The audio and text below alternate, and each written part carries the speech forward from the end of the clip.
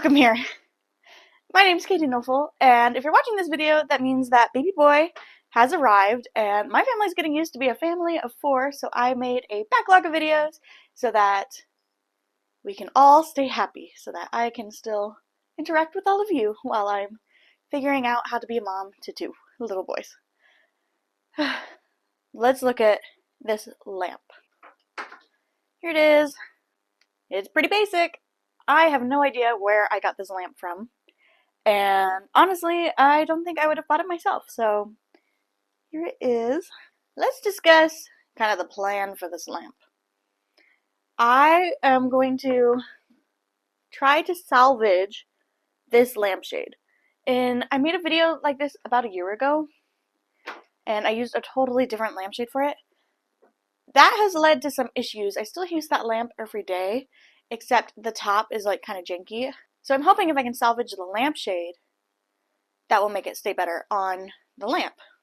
Now, because this is a cheap lamp, no matter where it came from, it does not have any bars down the sides. So basically I'm going to have to go in and leave some of this and hope for the best that I can cut through this back plastic part here. So without any further ado, let's destroy that lamp and try not to cut our fingers off in the process. Let's go.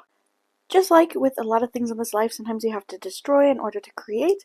So first I had to sacrifice this lampshade, and it worked pretty well. The one thing I will say is if you look at the table, you will see all of the little plastic bits from the backing of this lampshade, and they got everywhere.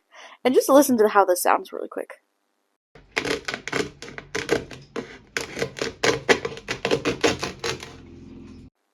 Anywho, I did this for 3 of the 4 sides of the square, and for the last part of the square I used some craft scissors that I don't actually know where they came from, so they might be my mother-in-law's, but they did the trick perfectly. And this was just to try to help alleviate some of the bowing that I was already noticing on the sides of the lampshade, because it is a pretty cheap lampshade and it was already starting to break. And so I just wanted to try to alleviate some of that by not putting as much pressure, especially on the downward slope. What I ended up doing for the rest of the sides was creating a single slit down the center and then using the craft scissors to cut the square all the way around. Again, this was just to alleviate some of the weakness in the corners of the lampshade, just because already, you'll see it later, but it really was quite weak. And that I do show how I end up fixing that for the final product. Allow me to apologize in advance because we did have to butcher our chopsticks.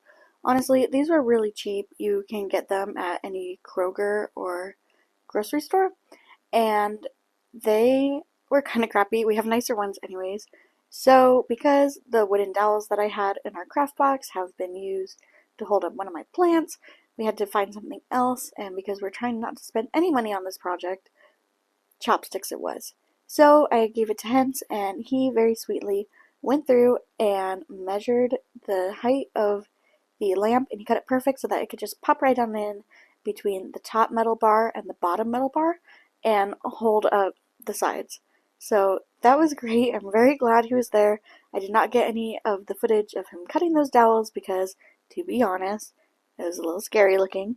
So here I am just plopping them on in, and I went with hot glue for this.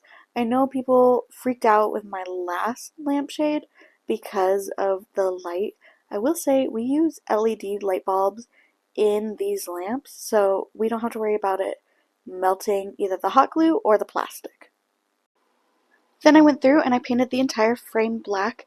In retrospect, this is because I thought I was putting the plastic over it instead of under it, but I am very glad that I did go through and paint the whole thing black.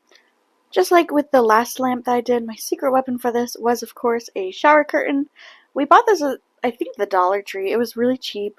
It's been over a year since I bought it, and we have so much, so be prepared for lots and lots of faux stained glass lamps, because I am kind of obsessed. This is super easy to do if you're Hens. If you're me, for some reason, this math was not working. And so I needed him to show me how to do it because I could not comprehend how to cut a square out of thin plastic. But we cut out 4 squares and I left a little bit of extra because I was not the most precise with this, admittedly, but that does actually come in handy later down the road, which you will see. As I am doing this, I just wanted to point out that you can see Hence in the background drawing the designs for the different panels. So I am super thankful to him, of course, because without him, I would not be able to do any of the cool things I currently do because I cannot draw.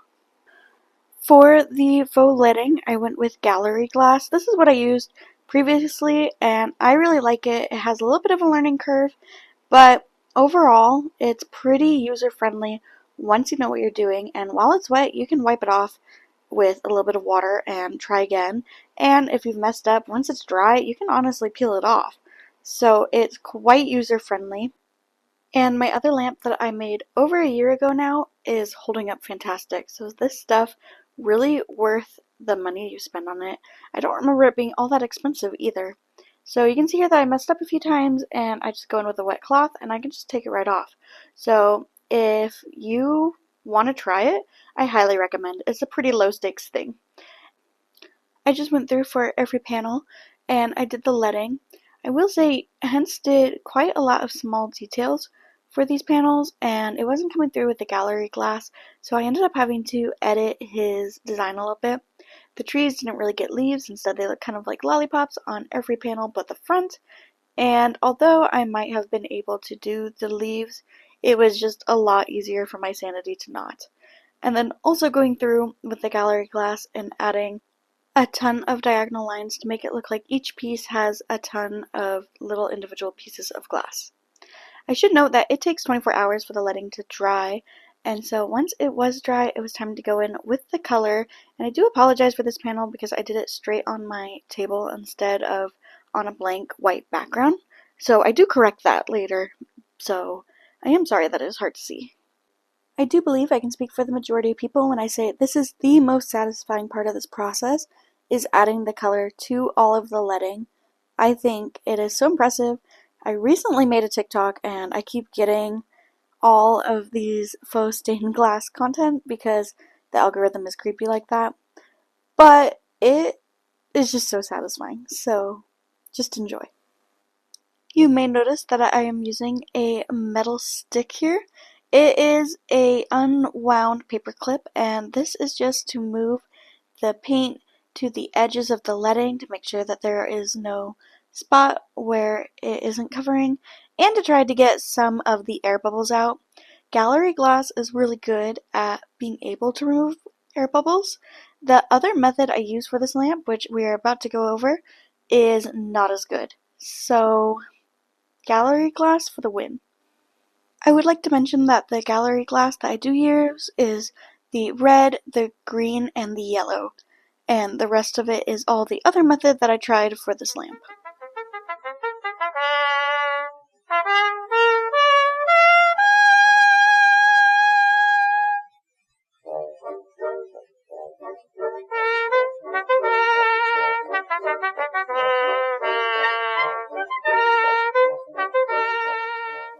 The other method that I used was mixing Elmer's glue with a little bit of acrylic paint. It was saying 1 drop of acrylic paint to 2 tablespoons of Elmer's glue. I think I ended up doing way more of a ratio of like 4 tablespoons of Elmer's glue to like 2 drops, which now that I think about it is the same ratio. But it really didn't come out the way I was imagining it. I thought it would look more like gallery glass. It came out more milky looking, which makes sense considering they are different substances. But this is so satisfying. Just watch this little bit of blue mix into the glue here. Like, just, gosh dang. It is really satisfying. I love these projects because not only are they fun to make, and then I have something that I'm proud of at the end, but they are also really satisfying to watch. Then, using a paintbrush, I went through and I painted each of the individual squares at the top, and this was the longest part of this project, as I'm sure you could imagine. I was trying to figure out the best way to keep bubbles from forming. I never figured that out. You'll see that at the end that there are quite a few bubbles in this blue part. So do take note of that if you're like, wow, I want to recreate that. I personally like the gallery glass a lot better, but if you're doing this with children and a child is doing this, the glue is a great way to go. It's cost effective, it's simple, so it's really just whatever you want to do and what your end goal is. This was perfect for what I needed. It's going in to little boy's room. Like, I'm not that pressed about it, but just do take note of that. I also had a hard time figuring out how much to put in each square. You can see this variation a little bit at the end in the reveal. It's not anything too drastic, I would say, but it was very hard to determine how much I wanted to put in it. I also will say one more note, this takes a long time to dry, but just like the gallery glass, you can actually peel this up once it's dry. So again, very user friendly. I went through and I did this for all of the colors that I didn't have that I was going to use on this project. For example, I used a mix of purple and then purple and brown for the buildings just to give a little bit of depth for those buildings. And again, look how satisfying this is. So I used my original mixture of purple for the closer buildings, and then I added just a little bit of brown to that same mix of purple for the buildings in the back, and it worked fantastically. So I'm just going to switch this to a time lapse really quick, just so you can see. Once again, you will notice that I do use the paper clip to try to get some of the bubbles out. It sort of worked. I'm not really sure.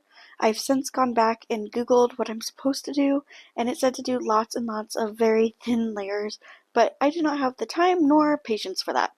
So that is user error.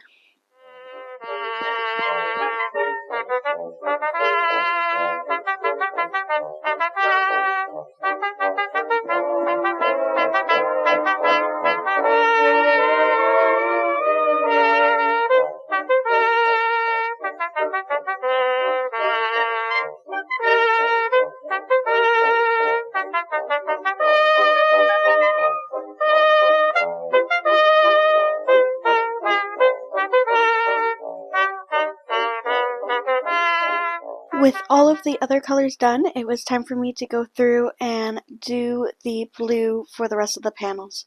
And this is where the majority of my footage came from. My total time for this ended up at just over 6.5 hours of footage, and the majority of it is the sky.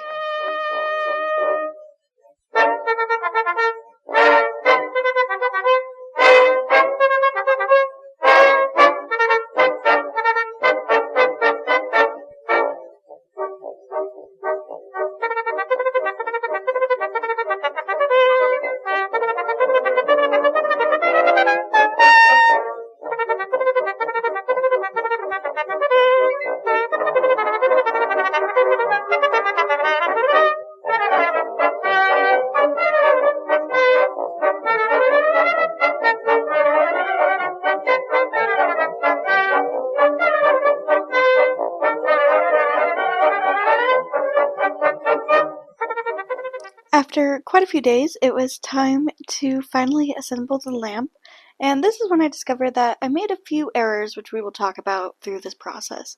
The first thing is, as I hot glued it, I discovered that the bottom of the lamp where I had done the painting did not go all the way to the bottom, and so my solution for this was to use electrical tape that we have because it's black, and it hid the mistake pretty well. So electrical tape for the win, but that is unfortunate.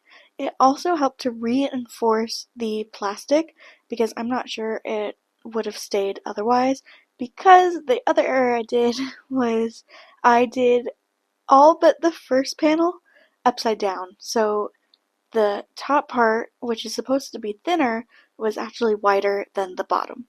So you can kind of see that as we go. Thankfully, Hens was with me the whole time and helped me out a ton. And with that, that takes us to the reveal.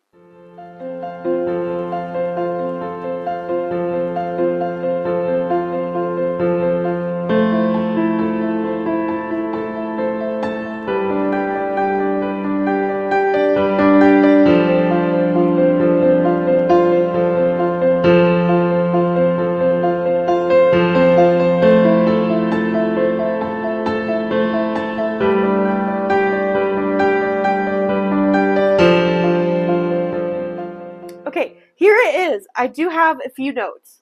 Number one is I really preferred the gallery glass where I didn't use it over where I did the Elmer's glue hack. And that is because when you turn it on, this is more see-through like glass, and the Elmer's glue is more milky looking. So like milky stained glass rather than like true glass.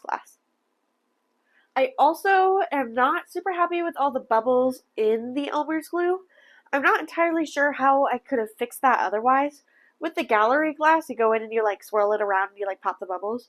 With the glue, it didn't work. I couldn't figure out how to get it done in such a way that the bubbles did not come through. Other than that, I'm really happy with this front design. I also like this design. Hence doesn't like this panel just because of how spread out it all is. So ones where they overlap, I do like. I did mess up a little bit with some of the measurements, so we had to put some electrical tape on, as you saw. But I think for a little boy's room, where they're not necessarily going to be the nicest to the things that they have, this is going to hold up. It's pretty sturdy, and honestly, it took me a week to do it. So I am super excited about it. I think it is super cute. The blue in the sky matches the blue dragon that is on their curtains. So we're just really staying on theme and very cohesive. We're just staying very cohesive with the room. So I'm super excited about that. Yeah, here it is. My second stained glass lamp that I've made. Super happy with it. That's going to do it for me. Thank you so much for being here. If you enjoy impractical crafts and lifestyle content, I am the channel for you. And I will be seeing you in my next video. Toodles!